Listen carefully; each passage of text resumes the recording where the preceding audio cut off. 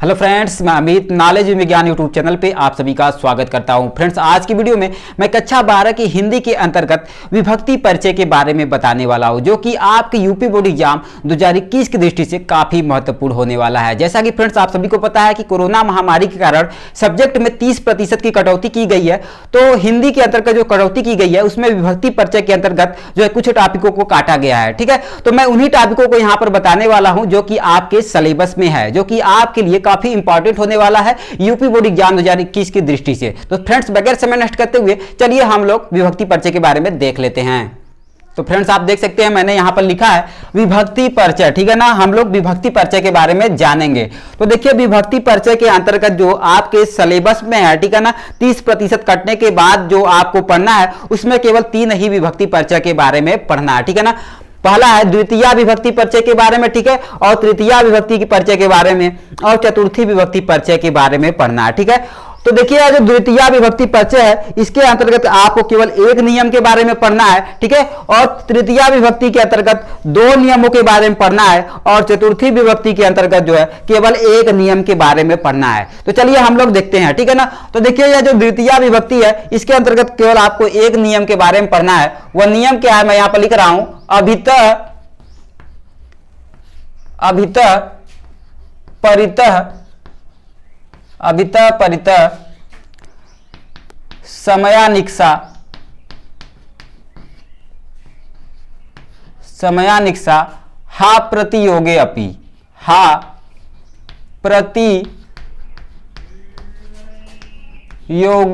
अपि। ठीक है ना, तो देखिए ये आपको द्वितीय विभक्ति के अंतर्गत जो एक नियम है, ठीक है ना, वो पढ़ना है। वो नियम क्या है मैंने यहाँ पर बता दिया। यहाँ पर देखिए लिखा है, क्या नियम है, अभितः परितः समयानिक्षा हा प्रतियोगे अपि। अपि देखिए यह अ का पूर्व रूप है, ठीक है ना, जिसको यश की तरह लिखा जाता है। ठीक है, तो कंफ्यूज होने की बात नहीं है। ठीक है, तो जो द्वितीय विभक्ति है उसके अंतर्गत आपको केवल एक नियम पढ़ने हैं। वो नियम क्या है, अभितः परितः समयानिक्षा हा प्रतियोगे अपि। ठीक है ना, यानी देखिए इसमें क्या है, अभितः है, परितः है, समय है, निक्षा है, हा है, प्रति है। ठीक है ना, देखिए अभितः का मतलब होता है, ठीक है, चारों ओर। अभितः का मतलब होता है चारों ओर। ठीक है, परितः का मतलब होता है सब ओर। समय का मतलब होता है समीप या निकट।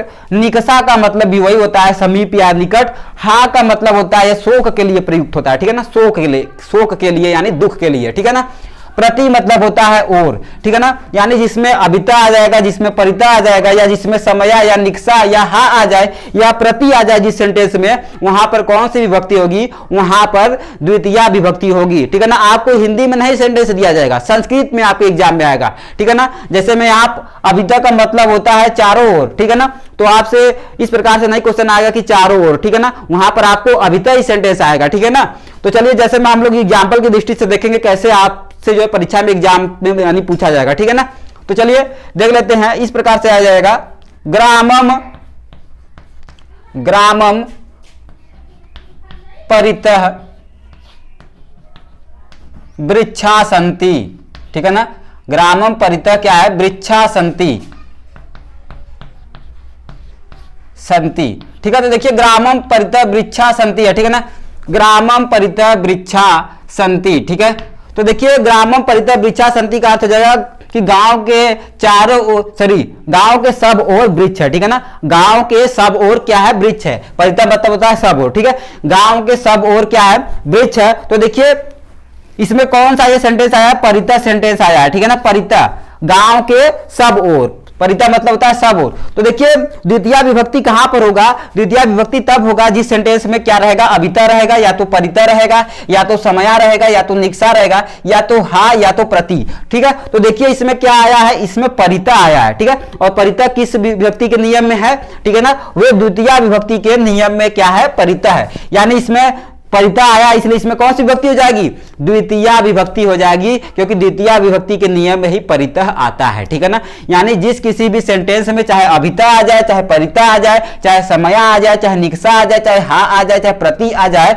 उसमें द्वितीय विभक्ति होगा। जैसे मैंने यहाँ पर एक एग्जाम्पल बताया कि ग्रामम परितः वृक्षा सन्ति, गांव के सब ओर वृक्ष है। ठीक है ना, तो यह परितः वर्ड आया है, और यह परितः वर्ड किसके नियम में है, द्वितीय विभक्ति के नियम में है। इसलिए आप लिखेंगे कि इसमें इस सेंटेंस में कौन सी विभक्ति ये द्वितीय विभक्ति है, साथ ही पूछेगा कि कौन से नियम के आधार पे, ठीक है, यानी कौन से नियम के आधार पे, तो कौन सा नियम के आधार पे है, अभितः परितः समयानिक्सा हा प्रतियोगी अपि, यानी इसमें आप लिखेंगे द्वितीय विभक्ति और ये आप नियम लिखेंगे, तब जाकर आपको पूरे के पूरे मार्क्स जो है परीक्षा में मिलेंगे, ठीक है ना। जैसे में चलिए हम एक एग्जांपल इसका और बता देते हैं, ठीक है ना। विद्यालयम, विद्यालयम निक्सा जलाशयम अस्ति, ठीक है ना। विद्यालयम निक्सा जलाशयम अस्ति, यानी विद्यालय के निकट या समीप क्या है, जलाशय है, ठीक है ना। तो देखिए यहां पर क्या आया है, निक्सा वर्ड आया है, क्या है, निक्सा वर्ड। और देखिए निक्सा वर्ड कहां पर है, ये है, ठीक है ना, ये क्या है, द्वितीय विभक्ति का नियम है, यानी यहां पर क्या हो जाएगा, द्वितीय विभक्ति हो जाएगा। किस नियम के आधार पर, तो नियम में आप लिखेंगे अभितः परितः समयानिक्सा हा प्रतियोगे अपि, ठीक है ना। इसी प्रकार से चाहे अभितः आ जाए, चाहे समया आ जाए, चाहे हा आ जाए, चाहे प्रति आ जाए, ठीक है, उन सभी स्थानों पर क्या होगा, द्वितीय विभक्ति ही होगा, ठीक है ना। चलिए अब हम लोग आगे बात करते हैं तृतीय विभक्ति के बारे में, ठीक है ना। अब लोग तो हम लोगों ने जो है कि द्वितीय विभक्ति के बारे में देख लिया, अब हम लोग बात करेंगे किसके बारे में, तृतीय विभक्ति के बारे में जो है कि बात करने वाले। चलिए तब इसको हम मिटा देते हैं क्योंकि आप समझ चुके होंगे, ठीक है। चलिए अब हम लोग देखते हैं तृतीय विभक्ति के बारे में, ठीक है।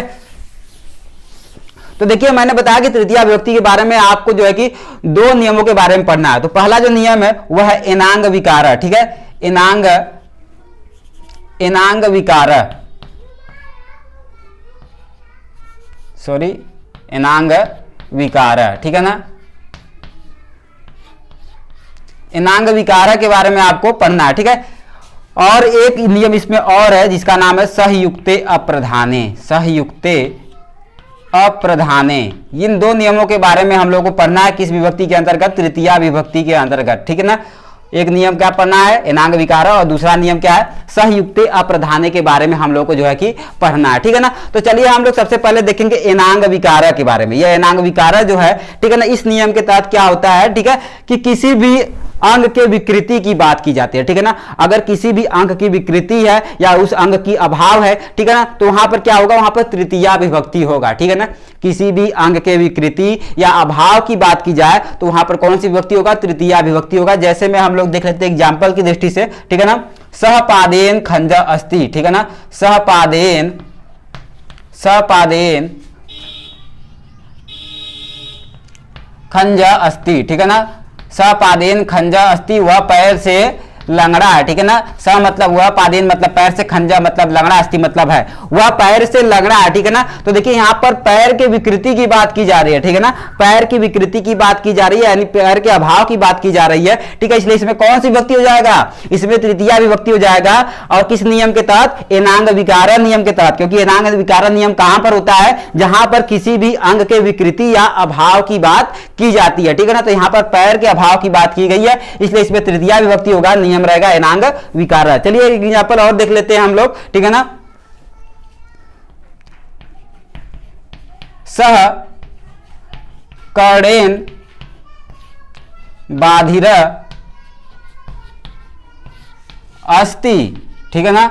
वह पैर, सॉरी वह कान से क्या है, स मतलब वह, कड़ेन मतलब कान से, बाधिरा मतलब बहरा, अस्ति मतलब है, ठीक है ना। वह कान से क्या है, बहरा है, ठीक है ना। तो देखिए यहाँ पर किस अंग के कमी की बात की जा रही है, कान की, ठीक है ना, कि कड़ेन बाधिरा अस्ति, कान से बहरा है, ठीक है ना। तो कान के विकृति की बात की जा रही है, ठीक है ना। तो मैंने बताया जहां कहीं भी विकृति की बात की जाए जिस सेंटेंस में, ठीक है ना, उसमें कौन सी विभक्ति होगी, तृतीय विभक्ति होगी। और किस नियम के तहत, एनांग विकार नियम के तहत, ठीक है। यानी कहीं भी अंग विकृति की बात की जाए या अंग विकार की बात की जाए, ठीक है ना, वहां पर कौन सी विभक्ति होगा, तृतीय विभक्ति होगा, और नियम क्या होगा, एनांग विकार, ठीक है ना।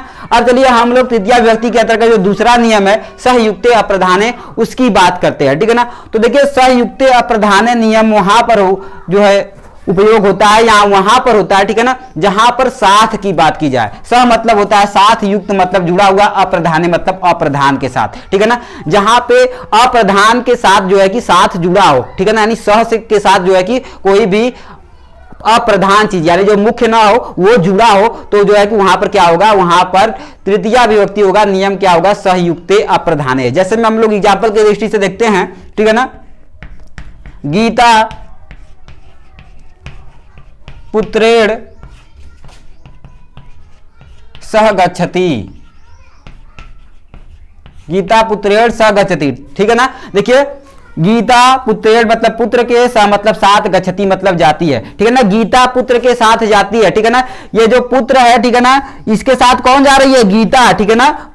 गीता पुत्रेण सह गच्छति, गीता पुत्रेण मतलब पुत्र के साथ मतलब साथ, गच्छति मतलब जाती है, यानी गीता पुत्र के साथ जा रही है, ठीक है। तो मैंने कहा कि जहां कहीं भी सह की बात की जाए यानी साथ की बात की जाए, ठीक है ना, तो वहां पर कौन सी विभक्ति होगा, वहां पर तृतीया विभक्ति होगा। लेकिन नियम कौन सा होगा, सहयुक्ते अप्रधाने नियम के तहत इसमें कौन सी विभक्ति हो जाएगा, इसमें तृतीया विभक्ति हो जाएगा, क्योंकि यहां पर सह की बात की गई है, ठीक है ना। इस प्रकार से, ठीक है। चलिए एग्जाम्पल हम लोग और देखते हैं, ठीक है।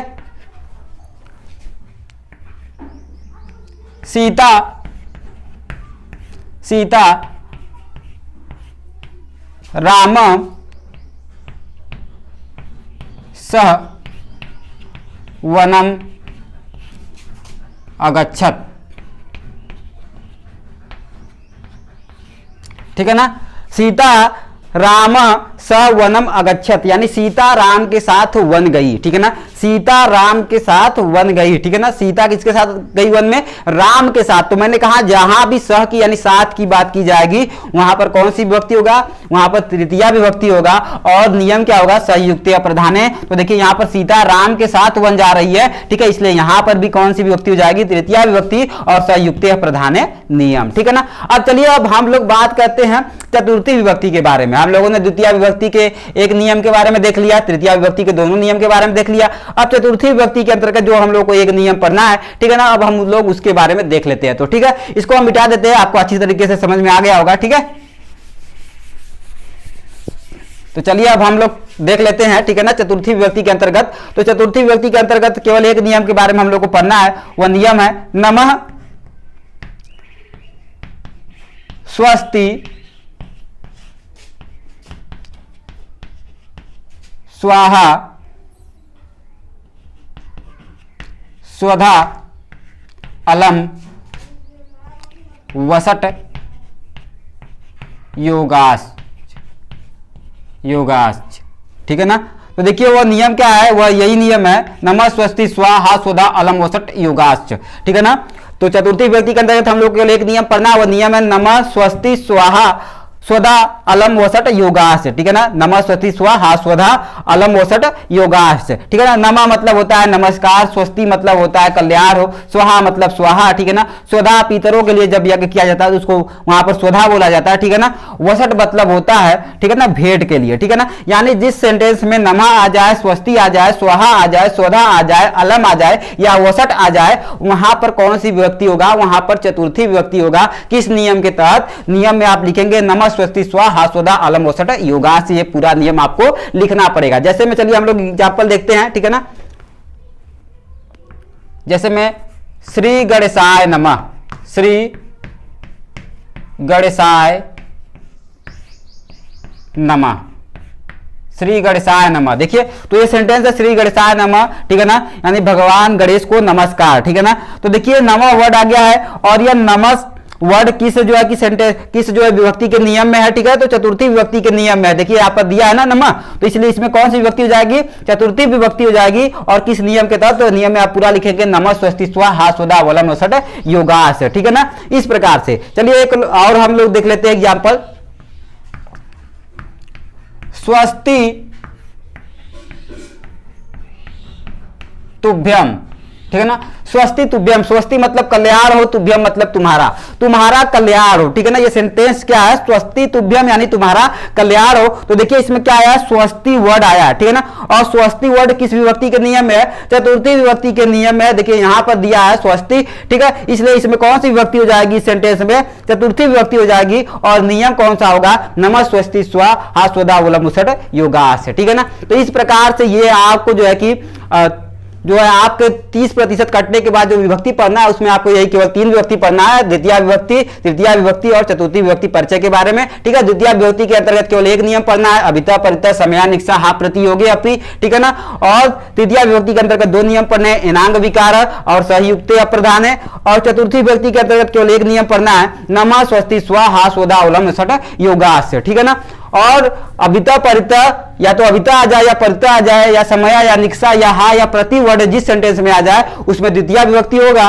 और जिस सेंटेंस में जो है किसी भी अंग विकार की बात आ जाए, ठीक है ना, किसी भी अंग विकार की बात आ जाएगी उसमें कौन सी विभक्ति होगी, उसमें तृतीया विभक्ति होगी। नियम क्या होगा, एनांग विकार, ठीक है ना। और जिस किसी भी पंक्ति में जो है या सेंटेंस में साथ की बात आ जाए, ठीक है ना, वहां पर क्या होगा, वहां पर तृतीया विभक्ति होगा। किस नियम के तहत, सहयुक्त अप्रधाने नियम के तहत, ठीक है। और जहां कहीं भी या जिस किसी भी सेंटेंस में कह सकते हैं नमा आ जाए, स्वस्ति आ जाए, स्वाहा आ जाए, ठीक है ना, अलम आ जाए, वसट आ जाए, ये सब आ जाए वर्ड, तो उसमें चतुर्थी विभक्ति होगी। और नियम क्या होगा, नमः स्वस्ति स्वाहा स्वदा अलम वसट योगास, ठीक है फ्रेंड। तो इस प्रकार से जो है कि मैंने आपको आपके सिलेबस के विभक्ति परिचय के बारे में बताया। तो फ्रेंड्स आशा करता हूं कि मेरा ये वीडियो आपको काफी अच्छी तरीके से समझ में भी आया होगा और आपके लिए काफी हेल्पफुल होगा। तो फ्रेंड्स अगर मेरा ये वीडियो आपके लिए थोड़ा भी हेल्पफुल हो और आपको थोड़ा भी अच्छा लगा हो तो प्लीज हमारे इस वीडियो को लाइक करना, शेयर करना, कमेंट करना बिल्कुल भी ना भूले। और हमारे यूट्यूब चैनल में पहली बार आए हैं तो हमारे यूट्यूब चैनल को सब्सक्राइब करना भी बिल्कुल भी ना भूले। तो फ्रेंड्स मिलते हैं नेक्स्ट वीडियो में एक नए टॉपिक के साथ, तब तक के लिए thanks watching for this video.